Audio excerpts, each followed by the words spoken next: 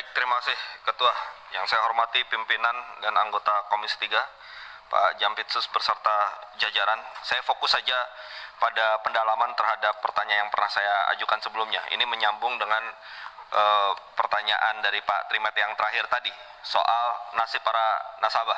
Ya.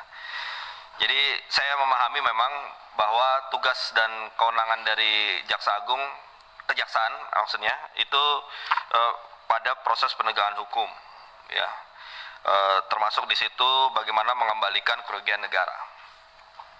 Nah, tapi menurut saya penting juga, ya, pihak kejaksaan juga memikirkan nasib para nasabah ini. Kalau kita lihat dari paparan dari Pak Jampitsus kan, dari laporan hasil investigasi BPK ditemukan adanya kerugian negara, ya, sekitar 16 triliun sekian-sekian, ya, dengan hitungan-hitungannya yang terdapat di dalam laporan ini. Nah, yang ingin saya tanyakan pertama adalah kalau kerugian dari nasabah itu sendiri apakah sudah bisa dihitung juga oleh kejaksaan, ya, berdasarkan dari penelusuran dari proses penyidikan yang sekarang berjalan. Itu yang pertama. Yang kedua,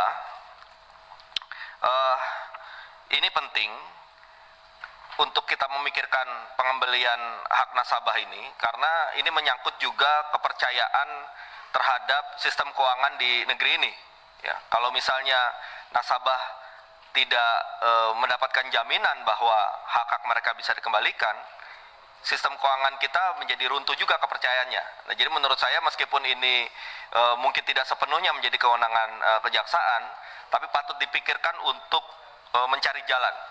Nah, dalam rangka yang ketiga, dalam rangka mencari jalan tersebut, maka saya juga berharap pihak kejaksaan juga bisa melakukan komunikasi dengan pihak-pihak terkait di pemerintah dalam hal mengurus hak-hak nasabah ini. Kejaksaan menjadi hal yang paling penting. Kenapa? Karena yang paling tahu peta seluruh permasalahan dalam kasus Jiwasraya ini menurut saya adalah kejaksaan. Ya, pihak Kementerian BUMN ataupun yang lain itu pasti punya keterbatasan karena mereka tidak punya subpuna kan. Nah, kalau kejaksaan dengan kewenangan yang dimiliki, dengan subpuna yang dimiliki, dengan kemampuan untuk menelusuri bukti, menelusuri aliran uang dan sebagainya, itu tentu petanya lebih lengkap.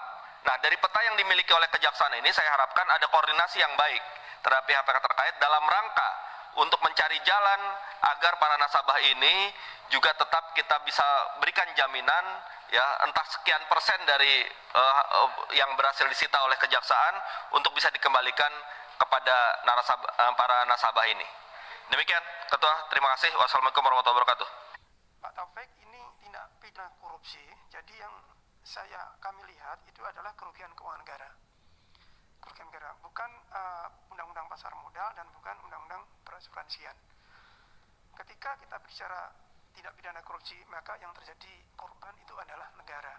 Nah, negara itu siapa dalam ini adalah BUMN, ya PT AJS itu. Nah, hasil perhitungan BPK kembali bahwa kerugian negaranya kan ada 16,8 triliun, kan begitu. Kita mencoba untuk aset recovery, nah, sudah kami jelaskan tadi mendapat 18,4 triliun sudah diappraisal. Nah, itu dalam rangka meskipun itu tidak ada korupsi, korbannya negara, kami juga ikut memikirkan dari penyitaan yang senilai 18 itu juga dalam hati kami juga dalam rangka memenuhi hak-hak nasabah. Nah, nanti skimnya bagaimana?